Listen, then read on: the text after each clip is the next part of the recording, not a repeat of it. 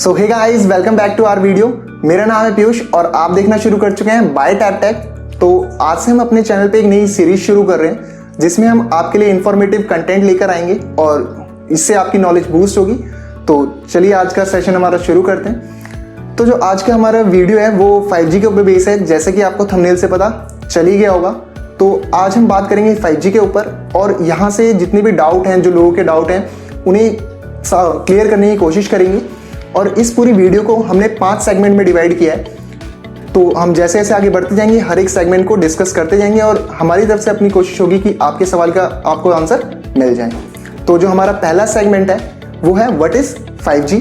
5G है क्या?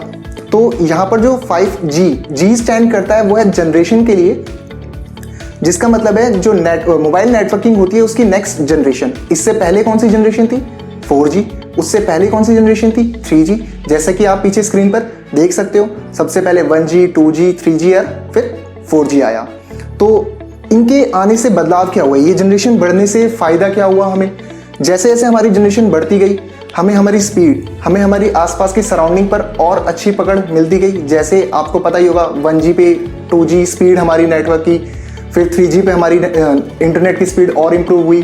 फिर जैसे जैसे 4G आया हमें इंटरनेट तो अच्छा मिला ही और हमारी आसपास की चीज़ें जैसे गेमिंग, क्लाउड गेमिंग एक्सेट्रा, इन सब चीज़ों पे भी हमारी कमांड होने लगी। तो उसी तरह अब जब 5G आएगा तो वो अपने साथ नेटवर्क स्पीड तो लेकर आएगा ही आएगा और हमारी कॉलिंग और उसके साथ साथ जो हमारे नए IoT डिवाइस आ रहे हैं, जो हमारी नई इंडस्ट्री बन रही है IoT डिवाइस की। IoT का मतलब होता है इंटरनेट ऑफ थिंग्स। इसकी जो नई इंडस्ट्री बन रही है इसके लिए बहुत ही ज़्यादा हेल्पफुल होगा।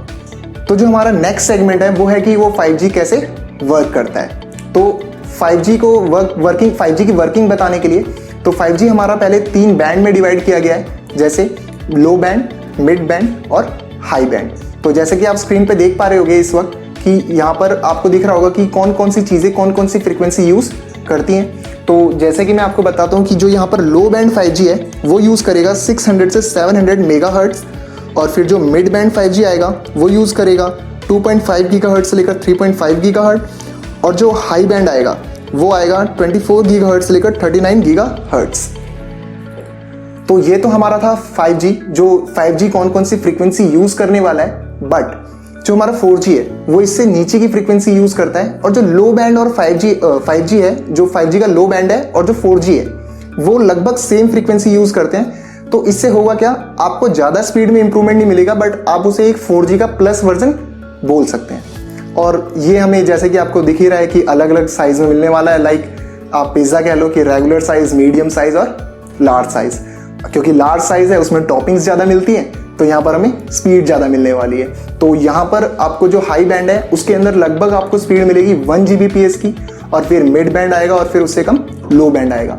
बट यहाँ पर सिर्फ स्पीड, जैसे जैसे वहाँ पर स्पीड बढ़ती जा रही है वो जो नेटवर्किंग का जो डिस्टेंस है वो कम होता जा रहा है। जैसे कि अगर जो लो बैंड है, अगर हमने एक यहाँ पर टावर लगाया तो उस टावर से वहाँ पर सिग्नल बहुत दूर तक जा सकते हैं, वो लॉन्ग रेंज तक ट्रैवल कर सकते हैं। बट जैसे जैसे हम बैंड बढ़ाते जाएंगे या बैंड की फ्रीक्वेंसी बढ़ती जाएगी वैसे वैसे जो फ्रीक्वेंसी है उसकी पेनिट्रेटिंग पावर कम होती जाती है। पेनिट्रेटिंग का मतलब होता है जैसे दीवार के आर पार जाने की उसकी जो क्षमता होती है या एबिलिटी होती है वो कम होती जाती है। इसलिए उसके रास्ते में जितने ऑब्स्टिकल्स आएंगे उसकी स्पीड उतनी ही कम हो जाएगी। तो जो 5G का जो हाई बैंड है वो आपको बहुत ही कम, मतलब अगर एक टावर हमने लगाया तो उसके सिर्फ 1 किलोमीटर या फिर उससे भी कम एरिया में देखने को मिलेगी जहाँ पर उसकी बहुत ही ज़्यादा हाई स्पीड देखने को मिलेगी। तो जो हमारा नेक्स्ट सेगमेंट है उसमें है कि 5G की ज़रूरत हमें है क्यों। हमारे पास 4G है तो सही, 4G हमारे सारे काम कर तो रहा है। तो हमें 5G की ज़रूरत इसीलिए है क्योंकि जब भी हम 4G यूज़ करते हैं और जब भी हम किसी चीज़ पे मतलब ब्राउज़ करने के लिए या आप कोई भी चीज़ काम कर रहे हो तो जब आप टच करते हो तो जो उसका रिस्पॉन्स टाइम होता है वो बहुत ज़्यादा होता है और एज़ कम्पेयर टू 5G।